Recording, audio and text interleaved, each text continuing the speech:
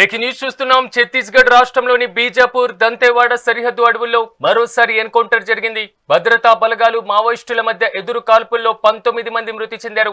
3 DRG జవాన్లు కూడా మృతి చెందారు. ఇంకా మావోయిస్టుల కోసం కూంబింగ్ కొనసాగుతుంది. మృతుల సంఖ్య మరింత పెరిగే అవకాశం కనిపిస్తుంది. మొత్తంగా నిన్న ఇవాళ జరిగినటువంటి ఎన్కౌంటర్లో 19 మంది మావోయిస్టులు మృతి చెందారు.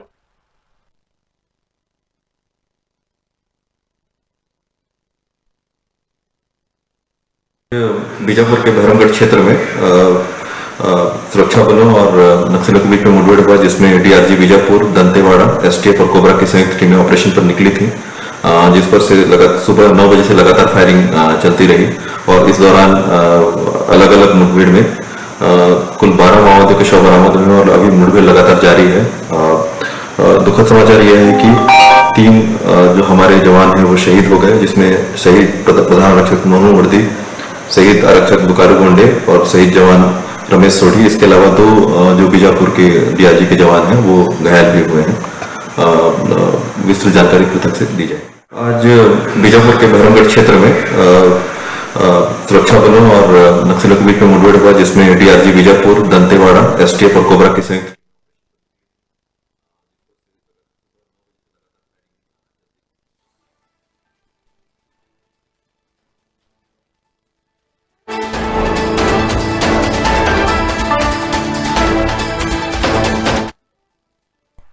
బ్రేకింగ్ న్యూస్ చూస్తున్నాం. ఛత్తీస్గఢ్ రాష్ట్రంలోని బీజాపూర్ దంతేవాడ సరిహద్దులో అడవుల్లో మరోసారి ఎన్కౌంటర్ జరిగింది. భద్రతా బలగాలు మావోయిస్టుల మధ్య ఎదురు కాల్పుల్లో 19 మంది మృతి చెందారు. ఇక ఇదే అంశానికి సంబంధించి మరింత సమాచారం మా ప్రతినిధి దేవేందర్ అందిస్తారు. దేవేందర్, చెప్పండి, మరోసారి ఎన్కౌంటర్ జరిగినట్లుగా తెలుస్తుంది. 3 జవాన్లు అమరులైనట్లుగా తెలుస్తుంది. పూర్తి అప్డేట్స్ ఏంటి?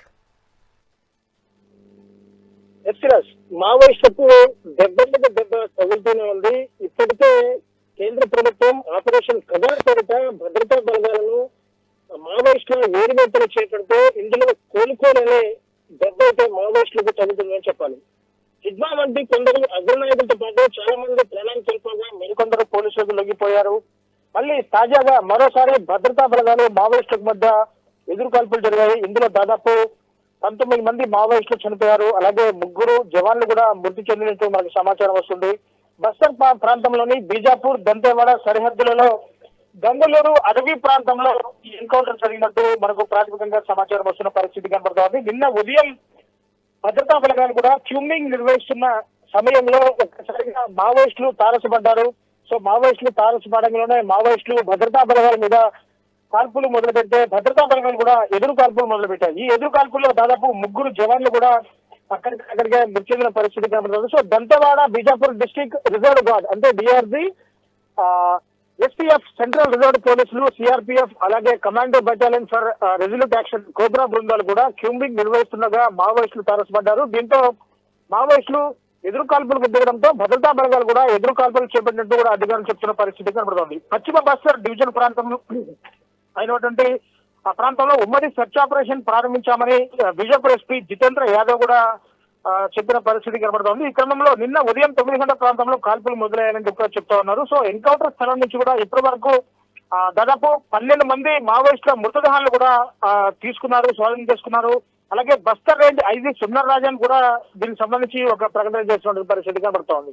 ఘటనా స్థలం నుంచి కూడా SLR రైఫిల్స్, అలాగే 303 రైఫిల్స్, ఇతర ఆయుధాలు, మందుగుడ్డ సామాగ్రిని కూడా భారీ స్థాయిలో స్వాధీనం చేసుకున్నారు. ఇంకా చనిపోయిన వారిని గుర్తించాల్సిన పరిస్థితి ఉందని చెప్పేసి కూడా చెప్తున్న పరిస్థితి కనబడుతోంది. ఈ ఎన్కౌంటర్ లో దాదాపు ఇప్పటి వరకు మనకు అందుతున్న సమాచారం ప్రకారం 19 మంది మావోయిస్టులు చనిపోయారు. అలాగే 3 జవాన్లు కూడా చనిపోయారు. ఈ జవాన్ లో హెడ్ కానిస్టేబుల్ మోను వటాడి, అలాగే కానిస్టేబుల్ దుకాడు గోండేతో సహా 3 డిఆర్జీ సిబ్బంది చనిపోయారని చెప్పేసి అధికారులు గుర్తించిన పరిస్థితి కనబడుతోంది. సోమదేవ్ యాదవ్ తో సహా కలిపి 2 డిఆర్జీ జవాన్లు గాయపడ్డారు. యాదవ్ ప్రాణాపాయానికి బయటపడ్డారు. తదుపరి వైద్య చికిత్సల కోసం అతన్ని ప్రత్యేక హెలికాప్టర్లు కూడా అటు ఛత్తీస్గఢ్లోని ఆసుపత్రి కూడా పంపించిన పరిస్థితి కనబడుతోంది. ఎన్కౌంటర్ జరిగే నేపథ్యంలో అదనపు బలగాలు కూడా అక్కడ గంగలూరు అడవి ప్రాంతంలో మోహరించాయి. సెర్చ్ ఆపరేషన్ కొనసాగుతుంది, కూంబింగ్ కొనసాగుతుంది. ఆ ప్రాంతాన్ని పూర్తిగా చుట్టుముట్టి పోలీసులు పడుతున్న పరిస్థితి కనబడుతోంది. ఈ ఎన్కౌంటర్ ఇంకా కొనసాగుతూనే ఉందని చెప్పాలి. అక్కడ ఇంకా మావోయిస్టులు ఎవరన్నా దాగి ఉన్నారా అనే సమాచారం తెలియడం కోసం కూడా అటు పోలీసులు భారీ స్థాయిలో కూంబింగ్ చేస్తున్నటువంటి పరిస్థితి కనబడుతోంది.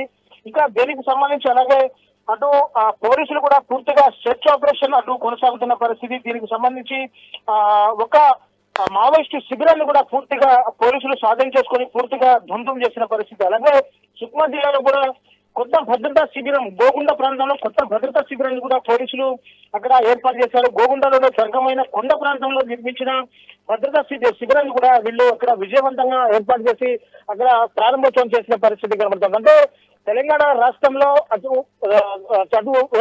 ఏవోబీ బోర్డర్ కావచ్చు, అటు ఛత్తీస్గఢ్ కావచ్చు, సుక్మా కావచ్చు, బీజాపూర్ కావచ్చు, అటు అబూజ్మడ్ అడవి ప్రాంతం కావచ్చు, కరిగొట్టలు కావచ్చు, ఇలా ఈ ప్రాంతంలో నక్సల్స్ ప్రభావం ఎక్కువగా ఉంటుంది. అసలు అబూజ్మడ్ అడవులు అంటేనే నక్సల్స్ కి సేఫెస్ట్ ప్లేస్. అలాంటి సేఫెస్ట్ ప్లేస్ లో కూడా భద్రతా బలగాలు చొచ్చుకొని పోయి మావోయిస్టులు మద్దతు పెడుతున్నారు. అగ్ర నాయకులు కూడా ఈ ఎన్కౌంటర్ లో చనిపోయారు. మరో కొంతమంది అగ్ర నాయకులు కూడా లొంగిపోతున్న పరిస్థితి. ఇప్పటి వరకు మనకు అందుతున్న లెక్కల ప్రకారం దాదాపు 582 మంది మావోయిస్టులు ఇప్పటి వరకు లొంగిపోయారు. దాదాపు 542 మందిని పోలీసులు. అలాగే దీనికి సంబంధించి దాదాపు 326 మంది మావోయిస్టులను ఇప్పటి వరకు కూడా పోలీసులు ఎన్కౌంటర్ లో హతమార్చారని చెప్పేసి కూడా మనకు ప్రాథమిక లెక్కల ద్వారా అందుతుంది. సో ఈ నేపథ్యంలో అభయ్ పేరిట లేఖలు విడుదల చేశారు. అలాగే కొన్ని మావోయిస్ట్ పార్టీ పేరు లేఖలు చేశారు. మేము జనవరి 1 నుంచి కూడా కాల్పుల విరమణ చేపడతామని చెప్పినా కానీ ఇటు కేంద్ర ప్రభుత్వం ఆపరేషన్ ఖగార్ కానీ అలాగే మావోయిస్టులకు సంబంధించి లొంగిపోయే ఆపరేషన్ ఆకర్ష్ కానీ ఈ రెండు కూడా క్లియర్ గా కంటిన్యూ చేస్తున్న నేపథ్యంలో మావోయిస్టులకి ఎదురు దెబ్బలు అయితే గట్టిగానే తగులుతున్నాయి. అంటే మరికొద్ది రోజుల్లో అంటే మార్చి 31 నాటికి మావోయిస్టు రహిత సమాజాన్ని స్థాపన చేయడమే కేంద్ర ప్రభుత్వం లక్ష్యంగా పెట్టుకుంది. అటు డబుల్ ఇంజన్ సర్కార్ కూడా ఇదే పద్ధతిని అవలంబిస్తున్న పరిస్థితి. దీంతో మావోయిస్టులకు గడ్డు కాలమే ఎదురవుతుందని చెప్పాలి. Right Devender, thank you.